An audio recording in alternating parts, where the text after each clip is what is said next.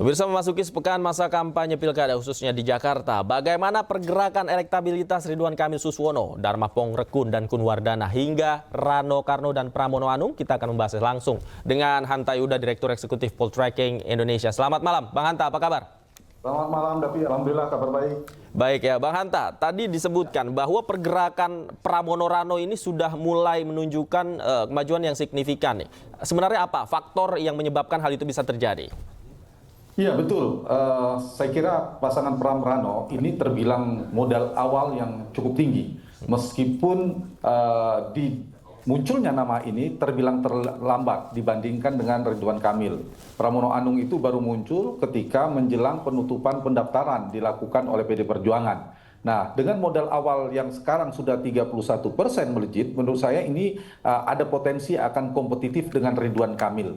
Nah, beberapa faktor, tentu satu, karena faktor di mana sudah pendaftaran sehingga publik sudah memahami, sudah ada kepastian peserta yang bertarung. Itu satu, pasti ada kenaikan sedikit atau banyak, wajar saja. Nah, yang kedua yang menarik saya kira adalah faktor di mana kontribusi elektoral atau kontribusi cawagupnya. Berdasarkan data survei Poltreking, Davi, elektabilitas cagupnya Mas Pram ini hanya 22%. Tapi elektabilitas, ini waktu masih tunggal ya kita bikin simulasi, itu Rano Karno 37, sekian persen. Lalu dipasangkan menjadi pasangan 31,5%. Artinya apa?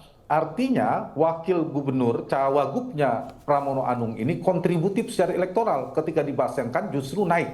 Sebaliknya dengan Ridwan Kamil, elektabilitas masih sendiri sebelum berpasangan itu tinggi, 49%. Tetapi ketika berpasangan, karena Suswono elektabilitasnya hanya 22%, itu menjadi 47,5%. Nah, untuk cawagupnya Ridwan Kamil itu non-variable. Kalaupun tidak menggerus, tapi dalam konteks ini tidak memberikan kontribusi secara elektoral. Faktor kedua, faktor itu yang faktor wakil. Dan yang ketiga saya kira ya tentu sosialisasi politik, di mana mulai terkonsolidasinya basis-basis pemilih, terutama pemilih Pak Ahok, itu terkonsolidasi memilih karena punya basis ya. Kemudian yang kedua basis pemilih PD Perjuangan, itu juga berdasarkan data survei Poltreking Indonesia, kalau kita cross tabulasi itu sebagian besar mayoritas pemilih PDIP juga ke pasangan ini. Nah, paling tidak itulah yang menjadi faktor multifaktor dari modal di atas 30% yang dimiliki oleh Pramono dan Rano Karno. Oke, kalau dari sisi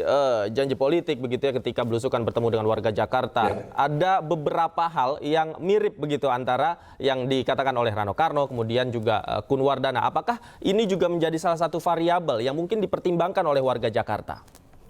Iya, pemilih itu ada tiga. Dalam teori perilaku pemilih ada pemilih rasional, pemilih psikologis, dan pemilih sosiologis. Khusus pemilih rasional, itu preferensi pemilihnya dia melihat dari program yang ditawarkan, rekam jejaknya, kinerjanya, kompetensinya. Nah, dari pemilih Jakarta itu hampir separuhnya, 48 sekian persen itu pemilih rasional. Dia mempertimbangkan karena program. Nah, untuk menjawab pertanyaan Davi tadi, itu salah satu faktor di mana ditawarkannya program-program yang menarik. Tentu program yang ditawarkan harus, saya mengistilahkannya harus realistis, harus logis, dan bombastis. Nah, sepanjang itu dilakukan kemudian dia meledak, efektif dalam sosialisasi, dalam kampanye-kampanye politik, bahkan nanti di debat politik, itu akan memberikan dampak. Tapi yang ditawarkan harus memiliki diferensiasi ya. Meskipun tadi ada kemiripan dua kandidat atau dua cawagup, ada diferensiasi. Diferensiasi itu apa? Dari sisi dia mengemas isunya, mengemas programnya. Diferensiasi apa lagi?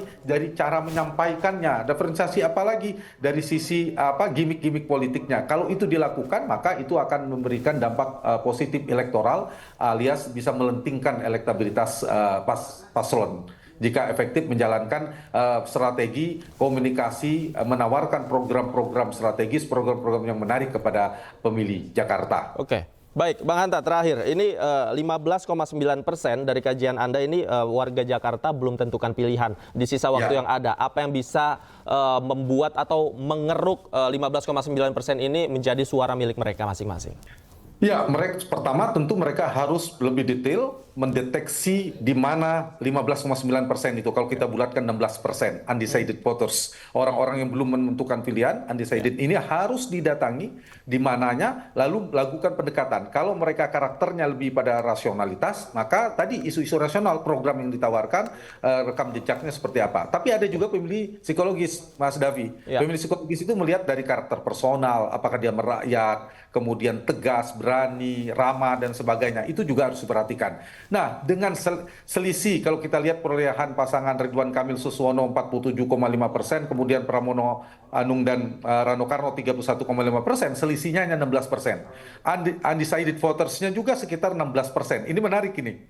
Kalau itu bisa disasar oleh Pramono Anung, maka dia semakin besar peluangnya untuk kompetitif, mendekat. Untuk mendekati. Nah, selisihnya bukan 16%, sebenarnya 8% saja. Misalnya tren Pram naik, tren Ridwan Kamil turun 8%, mereka bisa cross. Tapi di saat yang sama, bagi Ridwan Kamil juga bisa melentingkan elektabilitasnya, menebalkan jarak untuk meningkatkan elektabilitasnya. Jadi siapa yang paling bisa piawai menyasar di mana 16% itu, bagaimana menggunakan komunikasi dan bahasa mereka, dan itu efektif, maka mereka akan mendapatkan insentif elektoral dari basis itu. Menarik ya, kita pantau terus nanti konstelasinya seperti apa di sisa waktu sepekan jelang debat Pilkada Jakarta. Terima kasih Bang Hanta atas data dan juga informasinya. Terima kasih sudah bergabung bersama kami di Newsroom. Selamat malam, sehat selalu.